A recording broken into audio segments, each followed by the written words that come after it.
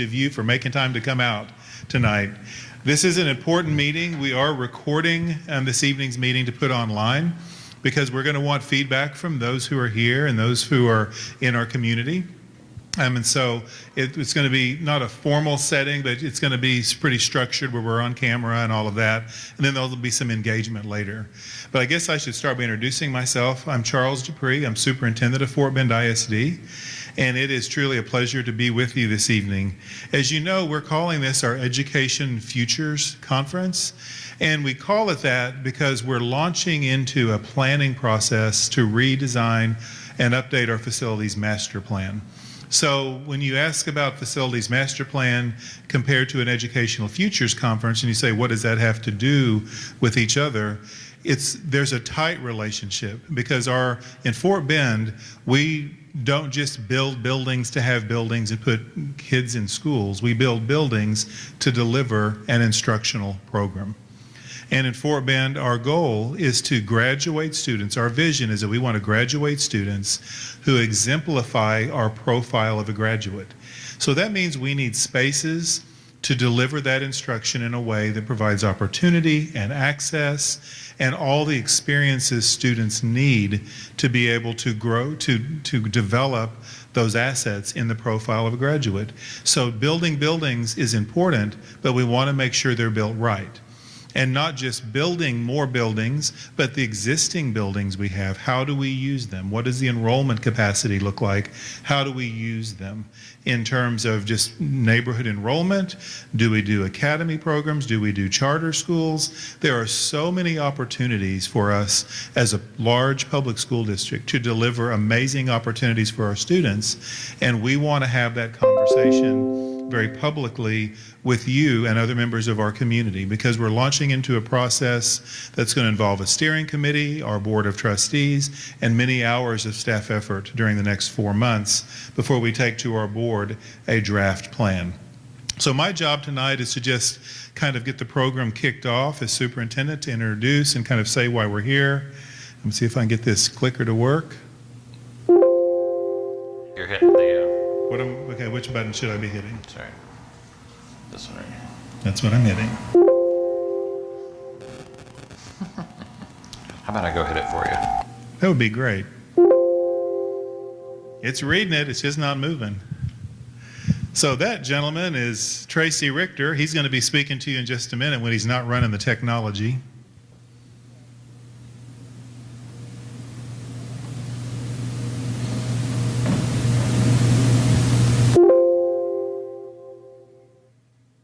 Okay, we're working on it. Nothing like technology problems.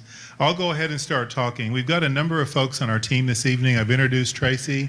He's our speaker. He's working with a company called Cooperative Strategies. He and another gentleman, Scott Leopold, are facilitating this entire process for us. So they'll be in and out of our community for the next few months working with our steering committee, our board, and our staff to put together the plans and take all the community feedback, all of the data about our district, our enrollment, our capacity, and our future growth projections to put together the plan. We also have Beth Martinez. She is our Chief of Staff and Strategic Planning, and she's leading this effort along with Alice Ledford. Where's Alice? Our Executive Director for Strategic Planning. So they're going to be managing all this work along with Cooperative Strategies. So I want to go ahead to the next slide there. So I want to go back a few years. In 2013, I started in the district on April 29th, and one of the most important things I had to do at the board's direction was to begin developing a facilities master plan. The board had the foresight to launch a facilities study before I got here, and that was delivered to the district in the summer of 13. About that same time, we worked with Cooperative Strategies through the entire fall of 2013 we launched it, and I think we actually finished it probably in mid-spring because it was a very intense process to really put together a strong facilities master plan for the district. It was the first time the district had a plan of that magnitude. It addressed every single school, our growth for many years, I think 5 years to come, and it addressed how we were going to handle that growth. It gave recommendations for building schools, for drawing new boundaries for schools, and utilizing our schools in different ways. So since 2013, and then when that plan was adopted in 14, the first outcome of that plan was the development of the 2014 bond program. That was a $500 million program, 84 million, that included our new CTE Center, Career and Technical Education Center, that's currently under construction in Telfair. It included 3 elementary schools that are all opened this fall, and a new middle school. It also included additions at a number of schools. All of those are complete or in the process of being complete. It also the bond also included other things like technology, safety and security items, but the big ticket items were all around building utilization. So we've done a lot of work around how we use our buildings and building new buildings. The other really important thing that was accomplished in the 14-15, I believe, school year then, is we undertook the task of rezoning the entire district. So almost every single school in the district had the boundaries affected in some way, and the goal of that process was to build new clean feeder patterns, if you will.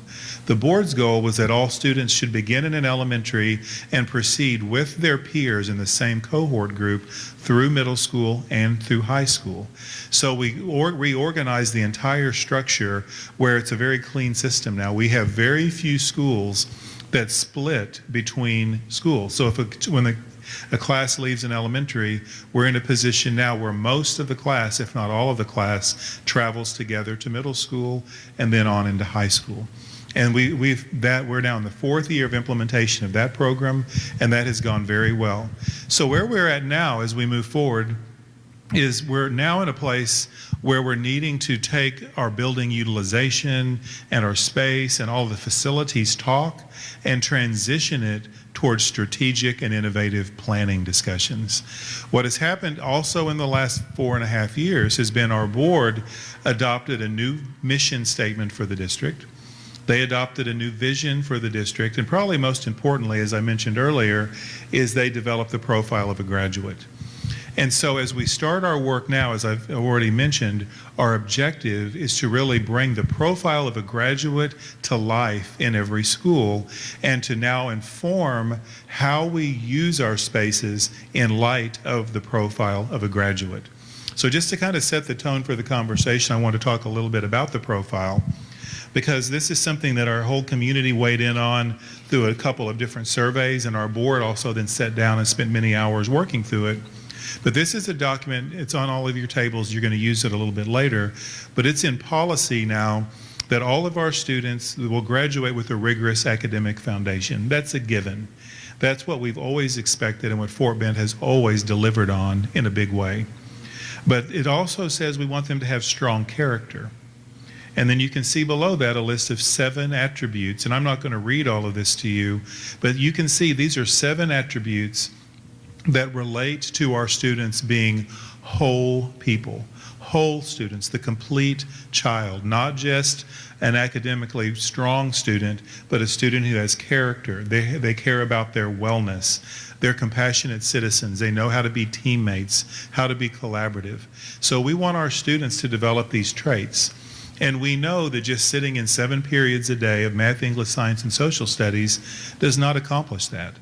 They need to get out of the buildings. They need to be among different types of people in the community. They need project-based learning. They need all kinds of experiences with technology and hands-on that don't even involve technology, frankly, sometimes, to be able to develop all of the skills listed, all of these attributes listed.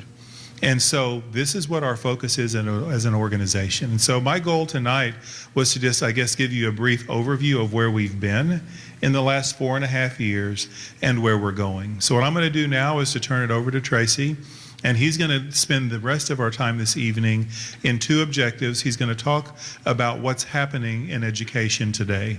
What are the trends? What's happening that is where students are gaining success? What are the successful districts doing? How do students learn best? What does the research tell us?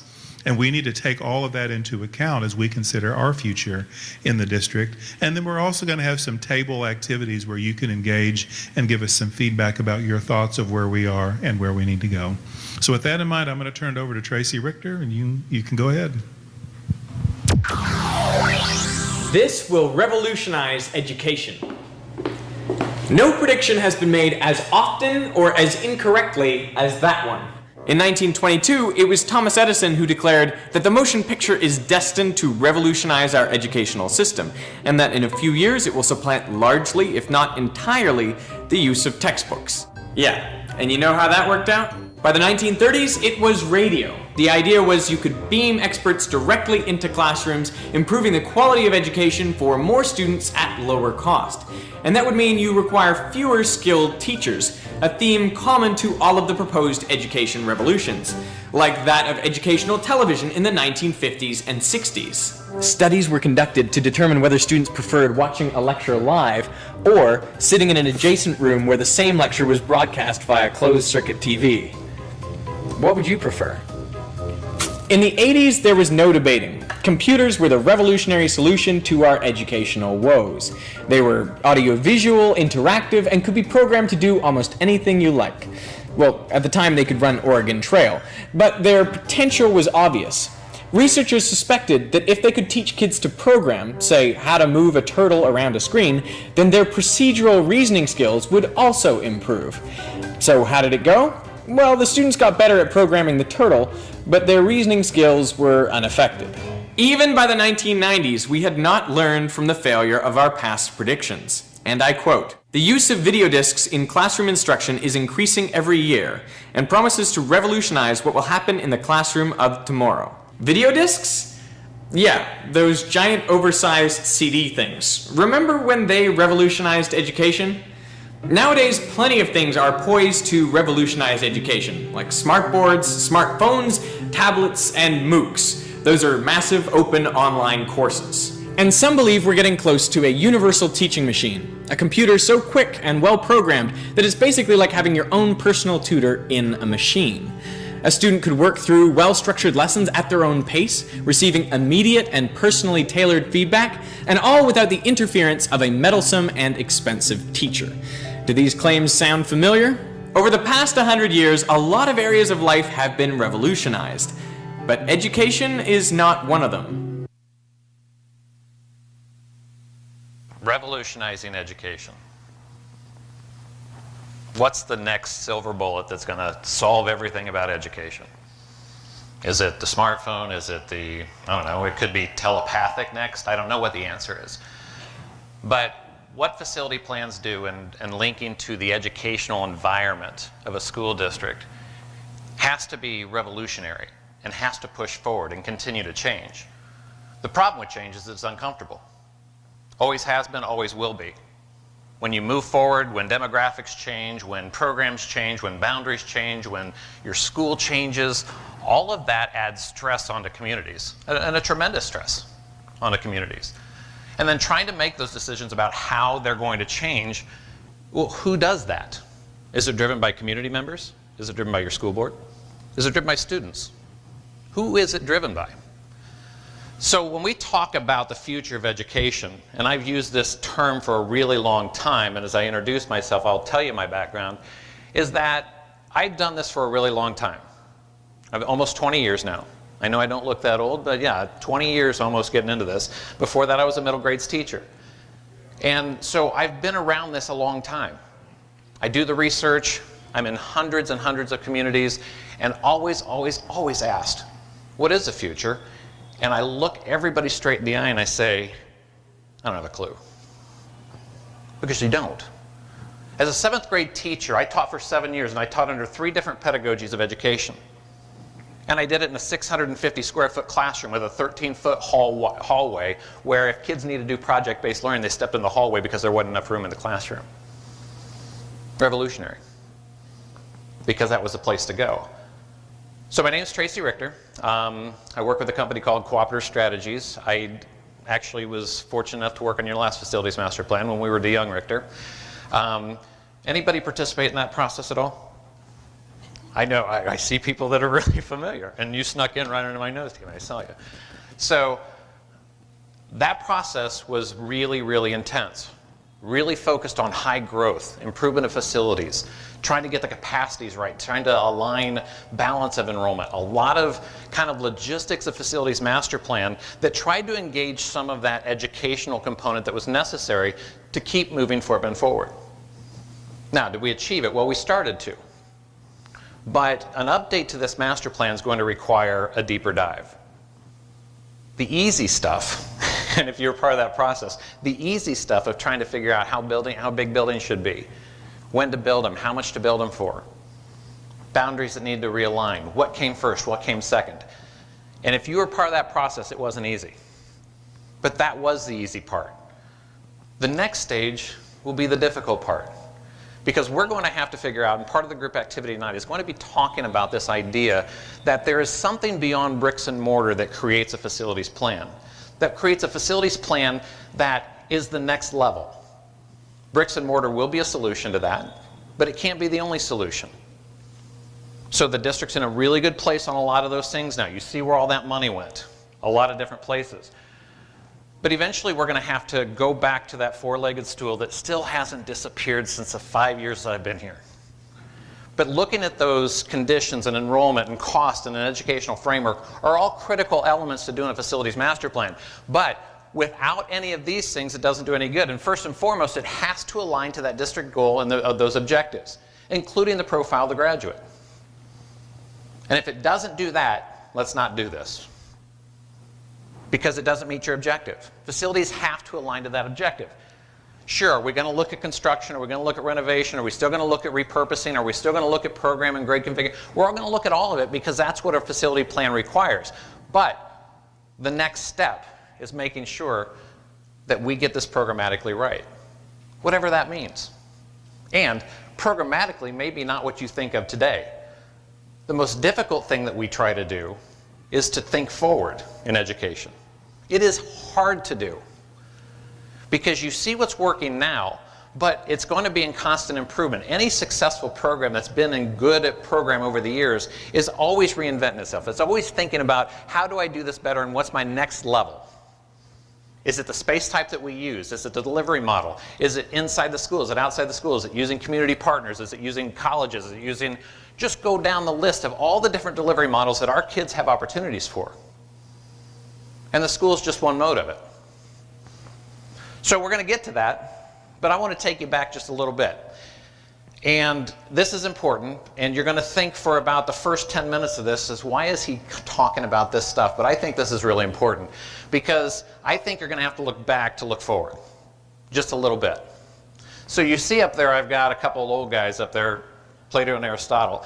And if you think back to the formation of learning and the great philosophers and how they were thinking, well, you started with the master, which is Plato. And his theory of learning is that you have to imagine to then observe. So I think up something and then the observation happens because I imagine. Think of yourself in a cave with a fire behind you and waving back and forth and you see the shadow. So you're imagining something that's going on, but then you're going to observe it. That's Plato's philosophy in this. But then his student came along and said, you know what, old man? I'm not sure you're right there. Not really sure you're right because you believe that observation has to occur and then you can imagine. So think of yourself as a student or even think of yourself as a parent. This is the way I kind of relate to this, is that I see, if I'm interested in cooking, and I see this really delicious dish, or I go to a restaurant and see this really delicious, so I've observed something. Now I'm going to imagine how to do this delicious dish so I can have it over and over and over. But the key point that we learned from Plato and Aristotle is that learning starts with observation and is followed by creativity. And the point I'm getting to is the idea that as education has evolved, the form of learning or how we learn hasn't changed. And just walk through with me on this, is that what we learn to and the tools that we learn from have changed dramatically since Plato and Aristotle. But when we learn, we observe, we imagine, we test, and we refine. The process of learning never changes from that. It is a cycle of how we process information. And you can't separate one from the other, because if you separate one from the other, then learning doesn't occur. And so you go through a process, because when you observe without imagining, that's the way we always did it. And so you're doing it because that's the way we do things. The problem with that is that just doesn't work. My 15 and 14-year-old home do not, and I hope they don't, learn like I did. And they're not learning to the same things that I learned to. And they're not using the same tools that I used when I was their age. And so we can't do things the way we always did it just because you think it works. Because we will evolve to change. When we imagine without observing, it's just fantasy. You go back to Plato then, you say, that's just a fantasy. Those shadows of the fire are just a fantasy that you're imagining something. But when you test without refine, you're just judging. So this idea that the standardized test will dictate the future of all of our education is wholly short-sighted, even though that's still the way we do things. But we have to get beyond the test. What are kids truly trying to get to, and what are we trying to get our kids to do? But when we refine without testing, it's just busy work. And what I mean by that is that a student gets a test, they get a question wrong, the teacher gets it back and says you get half credit if you get it right. Well, what does that do? Unless the objective gets met in learning. And this whole cycle happens because when you refine, you observe your refining product, and then you start the process over again. That's learning. Continuous improvement of what we do. So I go back and I look at kind of the history of buildings and how they've shaped how education is, from the one-room schoolhouse to that industrial model, and to the 1950s building when we had to build thousands and thousands of buildings across the country because of the baby boom. Cheap materials, quick buildings, all the whole works. Maybe the most prominent piece of school architecture that will disappear in the next 50 years is this, because they're not renovatable, they're not practical. But then you got to the 1960s and 1970s, boy, were those fun. Okay, the 1960s, you see that big round circle there? Yeah, that big round circle, that was awesome because that started that whole open pod concept and no walls, kumbaya, everybody learns together, until it got too loud. And then you had to move on, or you had to put walls in the middle. Then you got to the 70s, and if you can see that 70s building up there, no windows, no, nothing in, nothing out. We can't even buy gas. Why are we going to let sunlight in to heat schools or let our cool air out? Problem is, germs got caught in there. They didn't have a way out either.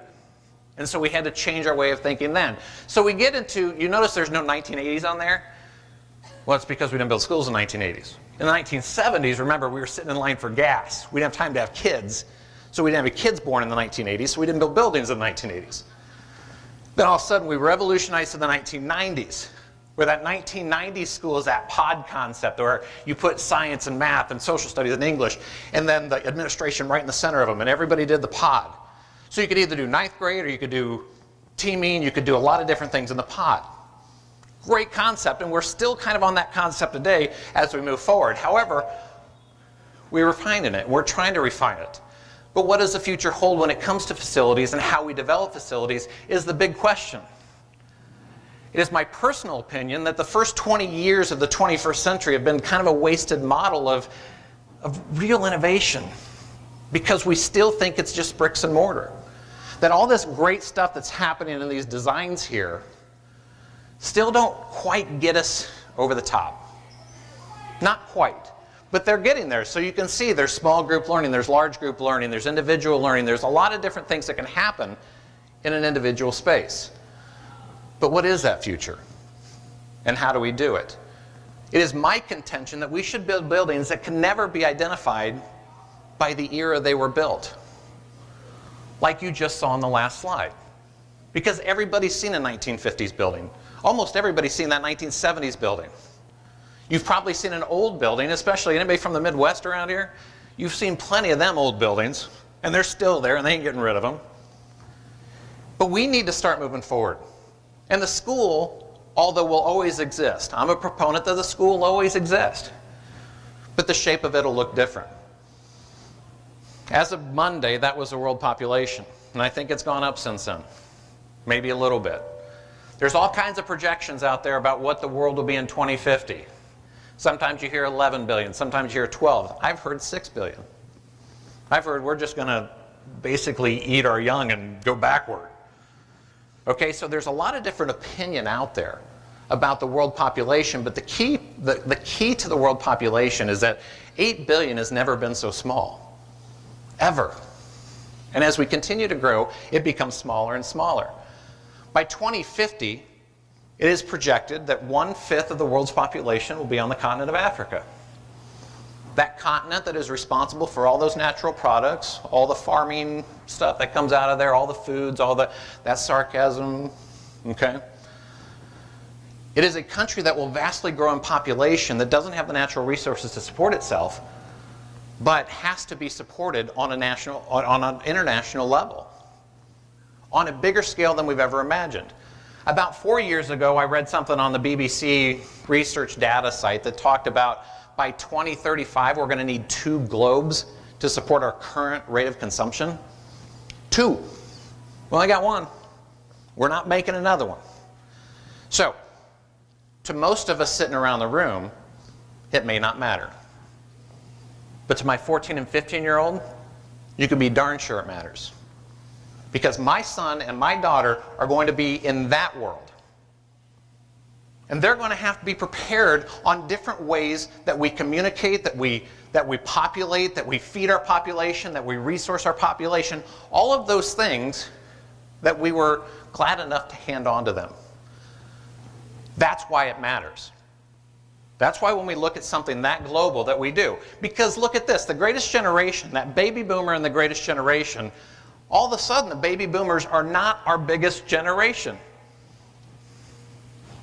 The CIA World Factbook says that 25% of the world's population is below 15 years old right now. Whew. 15. So it is changing dramatically, and I will tell you that when that generation comes through, this will change. Everything about what we do will change. Because it has to. Most of the kids in that millennial right there don't remember non-bottled water. They don't, they've never not had internet. They've never not had, just go down the list. I look around the room, and at my age, when I was born, OPEC wasn't around. The internet certainly wasn't around because Al Gore wasn't in office yet. So, that's kind of a joke. But the fact is that there's been so much revolution in the last 30 or 40 years that we've been trying to keep up with, that this generation has just been a part of. So there's just no way schools will look the same. Now, move that on to our teachers. This next generation of teachers, because as we move into the next 10 years, we're going to see the biggest kind of turnover of the teaching profession that we've ever seen. That big baby boomer generation that produced just millions and millions and millions of teachers is now going to be that millennial generation that when they walk in, most would have never seen a textbook in their educational experience. That's pretty awesome. And so we need to prepare for this. And how are we doing it? How are our schools doing it? When you walk into this building, how is that doing that? I'm going to hit this really quick for you. I want you to see, this is a documentary that's coming out, and I would encourage people to watch it. I'm just going to have you watch a couple minutes of it. But I really think it starts to get to where we want to be.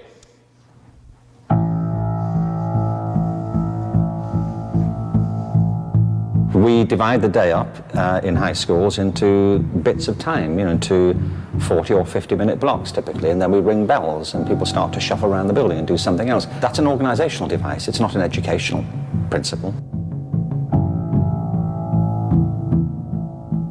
10 university heads in 1890 said, in 11th grade, everyone should learn chemistry. In senior year, everyone should learn physics. A lot of these subjects are great, but these priorities were dictated 124 years ago. The old blue-collar industrial model of education is already gone. We're already living in its wake. What happens to society when hundreds of millions of people have that aimless, rudderless feeling of, I've been replaced by a very small box? I don't know if there's a solution.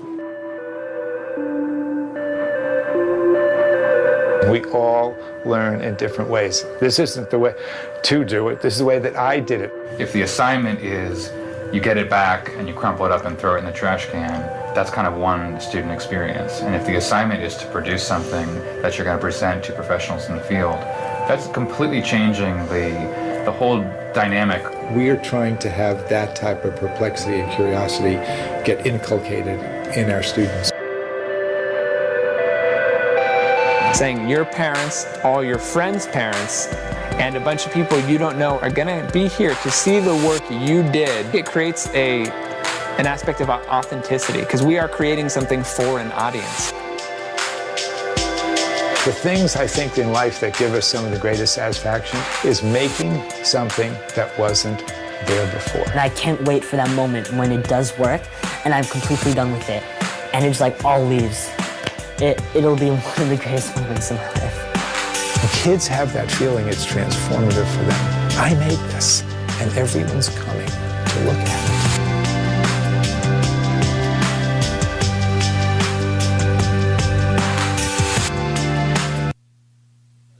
So the profile of the student, because the rest of the presentation is going to focus on that.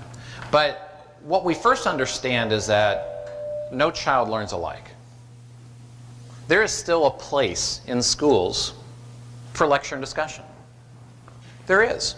There are some kids that thrive on that. There are a lot of kids that thrive in a problem or project-based learning environment. There's other kids that are kind of mixed. Some do independently better. Some do alternative education better.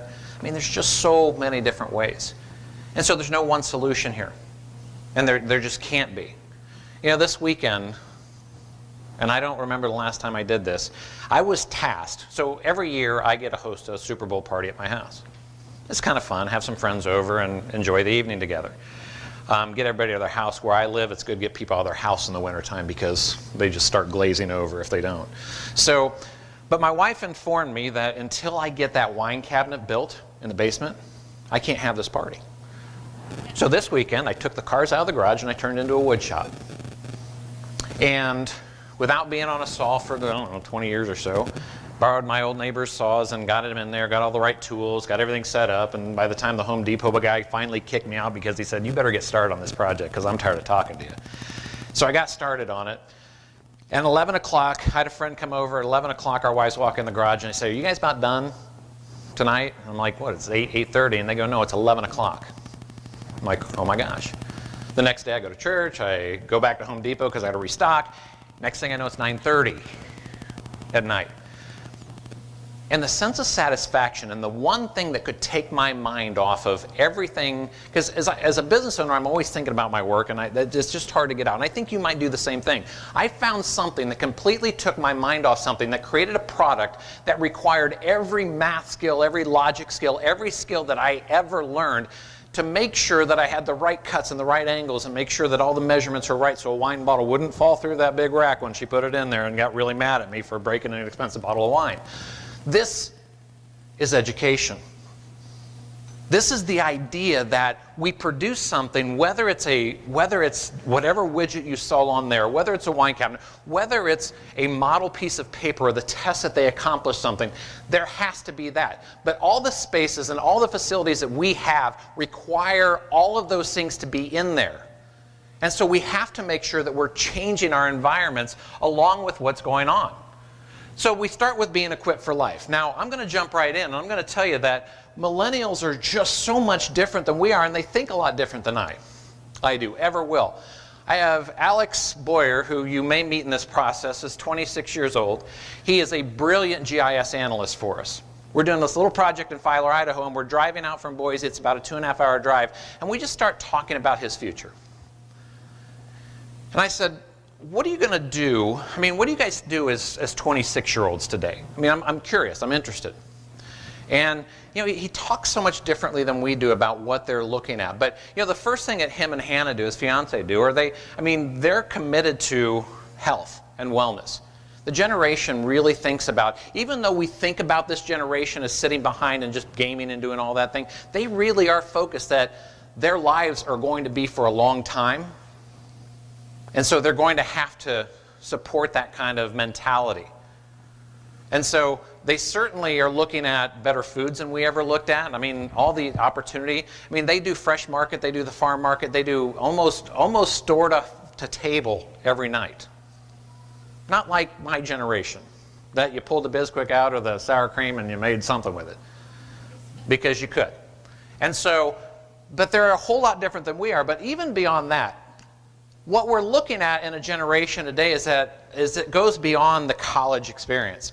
And I think about those skills that a lot of those kids have today, but understanding that there's this misperception of how many kids go to college out of the United States. Now, Fort Bend may be a little higher than most. Okay? Maybe not. Maybe in some areas, no. But the fact of the matter is 46% of the 2016 graduates in this country attended a 4-year university. And you know how many of those are going to graduate in 4 years? About 25% in 4 years. Okay, so is the 4-year university the future of what we're going to do? Maybe, maybe not. I'm not going to call Mitch Daniels at Purdue in my university and tell him it's not, because he's doing a pretty good job and he thinks it is. But guess what? All of a sudden, Purdue just introduced this week their name for their online school. They're creating the next virtual school for Purdue University. Now, of the 2016 graduates that attended a 2-year university, so those technical schools, all of those, 23.7 of those will go there. Now, how many people will succeed in those technical schools in 2 years? That number goes up to about 70 or 80%. It's a fascinating statistic that those who attend those 2-year technical schools, actually in life, if you track them, there's some research out there that shows that they may attain more education than that 4-year bachelor degree, because they're always going back to certify, recertify in all of their trades that they do. That's their goal. Because the next pay raise is dependent on that certification or that next level of education. Again, not a world that we necessarily did, but they're looking at all kinds of different avenues and pathways to get to where they need to get to. Understanding that student loan payments are taking up a growing chunk of the postgraduate millennial income. So if I'm talking to Alex, and I'm asking him, I said, so what are you going to do? Are you guys going to, so she's in a postdoctorate doing something, and I said, are you guys going to move back to Columbus? You're going to get a house? What are you going to do? He goes, none of my friends think about buying a house. I'm like, really? He says, where do you think we're going to get $50,000 or $60,000 or $70,000 to put down on a house when I got this to deal with? He says, I think this is a generation that will rent for a long time, and they're going to be good with that. Now, for us, the American dream, or me, the American dream was, well, I better get that mortgage, and I better get that SUV, or I'm not going to fit in. No. We're changing, and there's a lot of reasons for that. And this talks about it. It's not just homes. Millennials have been reluctant to buy any luxury items out there because they just don't see the necessity, or they don't have the means to do just that. Now, so it occurred to me, though, that this millennial generation probably has one of the bleakest outlooks on the future of any generation you look at. They're like, you know, I'm not sure what this world's going to be like in 2030 and 2040 or 2050. They have this uncertainty of the future. But I will tell you, maybe like the greatest generation, the millennial generation fears nothing. They're not going to break that computer sitting over there, because although we won't do things on our machines like that because we're afraid we're going to break it, no, they dive right in. They're going to fix it, or they're going to find a way to fix it, even if it means risking that. Because this generation has a mindset that says, you know what, we're going to plow through that. We're going to plow through 13-foot hallways and 650 square foot classrooms. We're going to find information, and the information that suits our educational need, before any of you can even get to me. That's the generation, and that's why they're going to have to be equipped for the skills of life. So, different priorities out there as you go to, this is on commitments like marriage and home ownership. If you look at that drop of people who are going to commit themselves to any of those things over the years, it's real. It's real out there. So the last video I want to show you is that, you know, I think as we talk about educational trends, the last time I was here, STEM and STEAM was big. And guess what? STEM and STEAM are still big. Okay, they're not going away. Probably the greatest thing that happened in school construction in the 21st century so far is the idea of STEM and STEAM education. Even if, and I doubt they are, even if that's a fad in education, The spaces that we've been allowed to build because of the requirements of those spaces will be able to equip and outfit any educational model we do in the future. I say any, but I don't know that really. But they're high power, high technology. A lot of them have running water. A lot of them have all that infrastructure in them. So even if STEM and STEAM blow away, that space will be able to accommodate it. So Mike Rowe goes in and says, you know, this career and technical education thing is really making a resurgence. And I will tell you that it is. CTE, project and problem-based learning, perhaps the oldest form of public education, is now on the uptick. It's become popular again. Hands-on, skills-based, going out to do whatever I can build, I can manage, I can do a lot of things, because the career and technical of the future really is different. And so as Mike Rowe goes in and explains, everybody knows Mike Rowe, dirty jobs and all those kind of things, but he really thinks about the opportunities that kids have today that maybe weren't available before. I'm just going to show you just a couple minutes of this video because I think it's good. Mike Rowe, welcome to Reason TV. Thanks, Nick. Did you write that? I did. It's good. I only stumbled on it a bit. No, not bad. I mean, the delivery was good. The accuracy, I'd put it about 90, 95%. And that's a lot coming from you. So let's start with talking about what you see as the real problem that's cropped up over the past 40 years or so in America. We're doing everything we can to push every kid to go to a four-year college. What's wrong with that? So it's not working. I mean, you got $1 trillion in debt on the student loan side. You have a skills gap, something... Talk about, what do you mean a skills gap? Well, you have right now about 3 million jobs, transportation, commerce, trades, that can't be filled. And this is stuff, anything from carpentry to being an electrician, plumbers, heating, construction, electric. There's a whole truck drivers. Right. You know, there's a long welders is a big one. Jobs that typically parents don't sit down and say to their kids, look, if all goes well, this is what you're going to do. But these are actually also jobs. I mean, not only are they available, but they pay well. Listen, yes is the short answer, but of course, you know, pay well. It's kind of relative. Right. What they are mostly, in my opinion, are opportunities. You know, a good welder right now can pretty much write his or her own ticket. Companies like Caterpillar, Bechtel, you can go down the list. They have had open shortages for decades. And so, you know, I talked to a kid the other day up in Butler, North Dakota. So it's Butler, right? It's cold, but he works on heavy equipment up there. And over $100 an hour, work when he wants, paid for his house in cash, raising a family, no debt. People don't tell his story.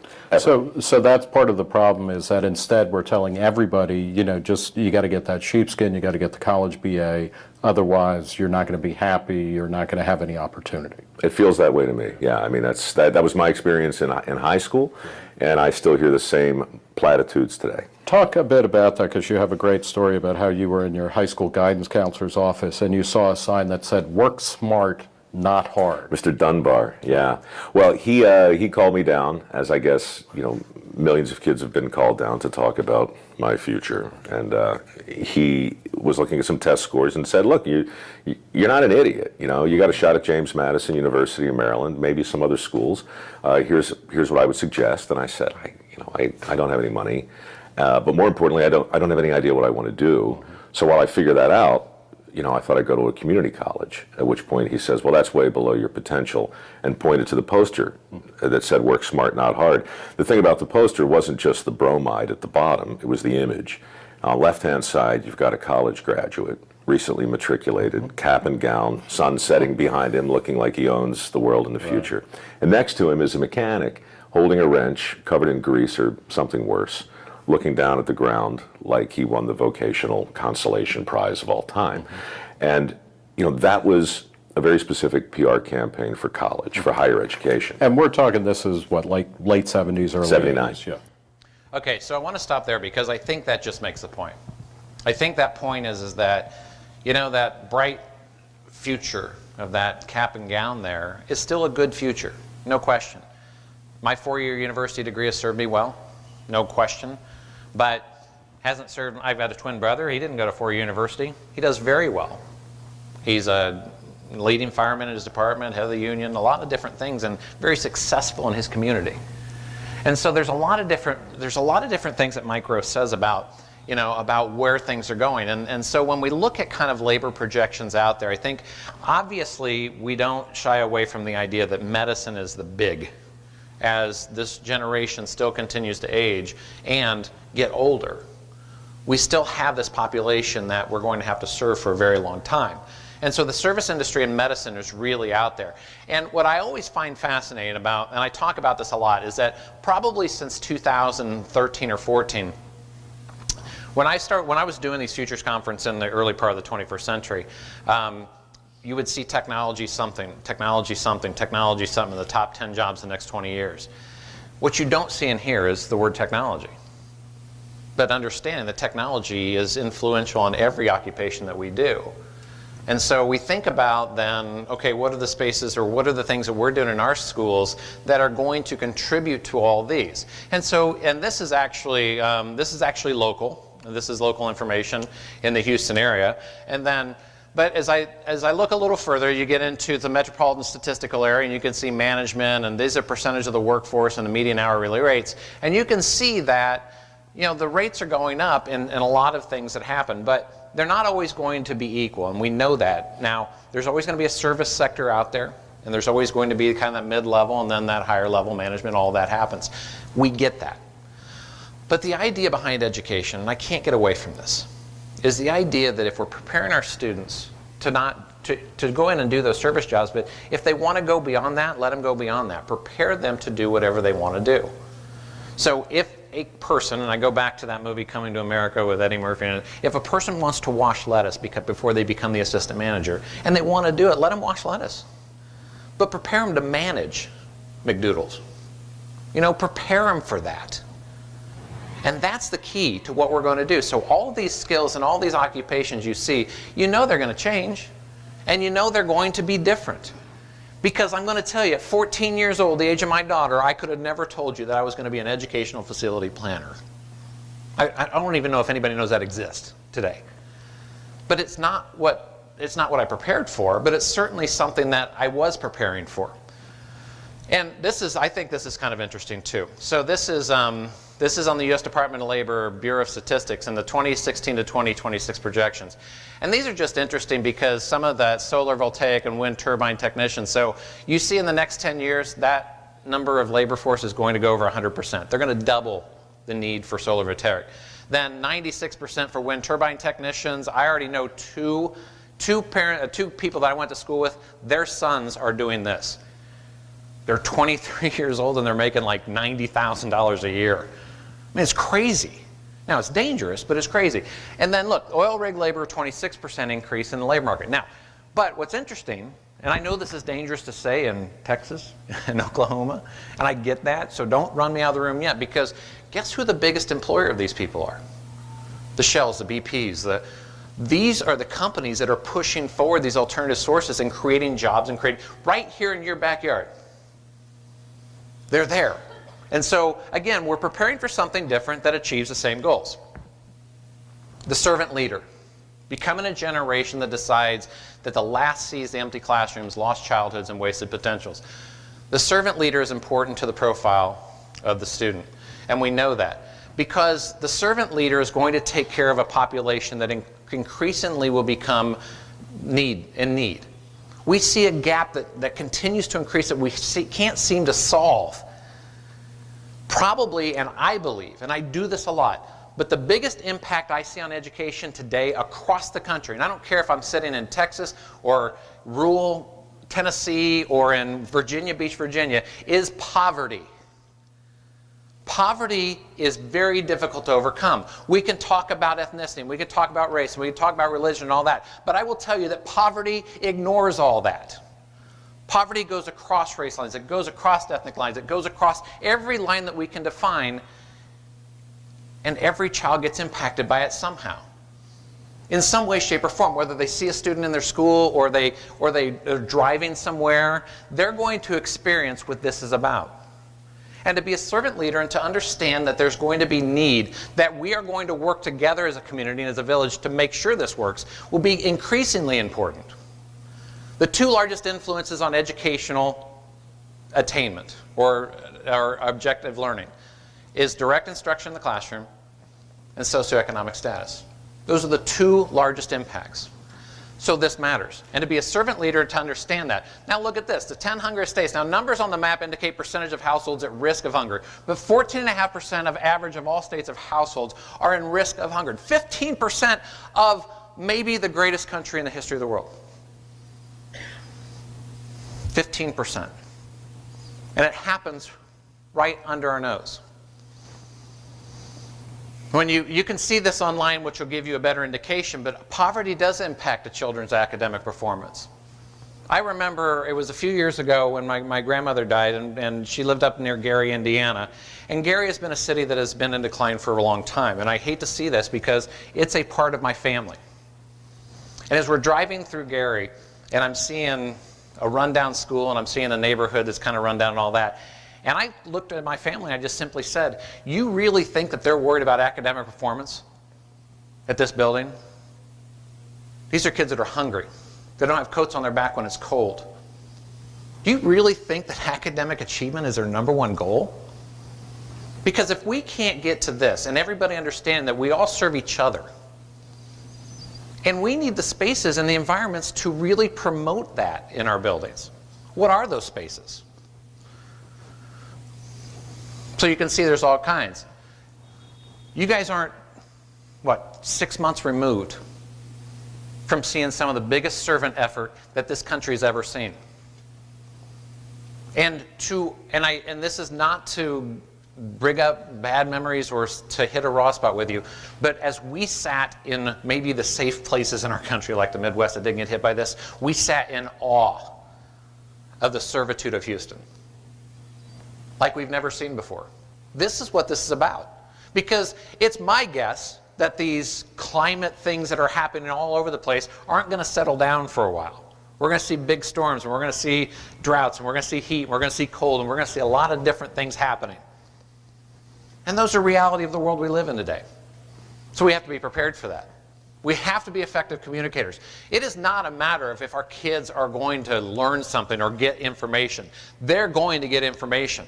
Probably at a rate that we've never known before, and already at a rate we've never known before. It is like drinking from a fire hose. It is. It's just all this information poured at them. And so the effective communicator is really about understanding that we're going to have to filter this, and we're going to have to preserve what communication is really about. I think this stat is fascinating. That as many as half the world's 7,000 languages are expected to be extinct by the end of the century. Gone. Now, you think that doesn't mean something. So I did a little research on this, and I'm like, why does that matter? So we all talk the same. But it matters because there's impacts on, there's social impacts, there's economic impacts. The economic, I thought this was fascinating. So a small village in Africa, I can't tell you the name of the language, I'm going to tell you, I'll be honest with you. But as a language disappeared, what they discovered was as that language disappeared in their culture, in 2 generations, they lost the ability to plant a critical crop in their fields that reproduced the nutrients in the ground to do their next set of crops. In 2 short generations. And so all of a sudden they became a 1 crop and then a no crop because their soil couldn't handle that crop because they couldn't rotate anymore. Because the communication wasn't written, it had to be verbally passed down. It had a huge economic impact, and all of a sudden this small village and culture no longer exists. Disappeared. So there's historical context, there's social context, there's economic context to the idea that preservation of language. And how we use language, because I don't remember the last time my daughter said be right back. She says BRB. Every single time BRB. I don't even know if she knows the 3 words anymore. As they text, as they type, as they do all of those things that are language that we don't understand. As my mother at 74 years old complains that my grandnieces at 7 years old aren't learning cursive in school anymore, and that non-cursive, and my grandma and their great-grandma's cursing that. And I'm going, Mom, why do they need cursive? Are they ever going to write something anymore? I don't know that answer. But is cursive really that critical to the educational delivery model? You tell me. So how communication, how we communicate, and the types of things we're going to communicate has to do with all of that, including that filtering of information. So that the way we communicate, and again, continues to increase on this electronic level.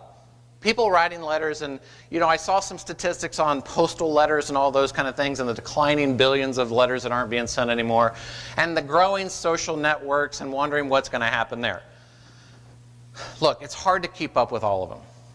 I mean, I don't know the latest social network, because I mean, maybe there's something out there I haven't heard of. And I'm pretty up to date on this stuff, because I have to be. But then I think about how we communicate and the types of communicate, and I think I said this a long time ago to you all, is that texting has become kind of a part of what we do. And maybe too much, to be honest with you, in too many places, in the wrong places, and all that stuff. That's a different work session over in that room. But thinking about texting and how instantaneous texting is. And I think back about the gradual change of communication, and I think the first question I ask people is, do you remember sending your first text? Do you even remember what phone it was on? Do you remember? I don't. I don't remember that first text. I don't remember the first fax I sent, but I sent my first fax at one point. But if you think about how gradual that is and how it overcomes, and so what kind of frightens me is that, because I will tell you that anybody I work with, and Beth can attest to this, that if you want to get hold of me quick, because I do travel around this country, I see a lot of communities, and I'm here or there, the quickest way to communicate with me is text me. If you text me, at least I can tell you very quickly, I can't get to you right now, I'll look later. Now, if that's the most instant, or Snapchat or whatever it is, if that's the most instant today, what's the most instant in 2030? Does that freak you out? Freaks me out. Because you'll be reading my mind. I'll just stand here in 2030. Yeah. I mean, so I think about the gradual change. I think about how we're going to communicate. And again, trying to make sure that we have the right tools and the right environments that promote great skills in communication in the future. We're not going to be even using emails. Look at this one. This was from Business Insider in January 2016. We project that at least 5 years before, most of the younger generation of users will join the workforce and further diminish email's relevance in the workplace. There's nobody that hates email worse than me. And if you do, I'm sorry, I still hate it worse than you do. Because email is so cumbersome and it's so overwhelming. And as I drove because I stayed up near the airport and I drove down here in that 14 hours it took me to get to the airport from here tonight in rush hour, I opened up and I had 12 emails, all blue in my email, and 8 of them were going to demand a response when I get back to the hotel tonight. Seriously? So this is going to be a way we change in that too. Maybe most important is the critical thinker, the profile of the student and the critical thinker, and where we're going to be. So 2018 attributes of employers are looking for on a resume. And this came from November 2017, so I tried to get the most up to date. I do update this annually from the NACE.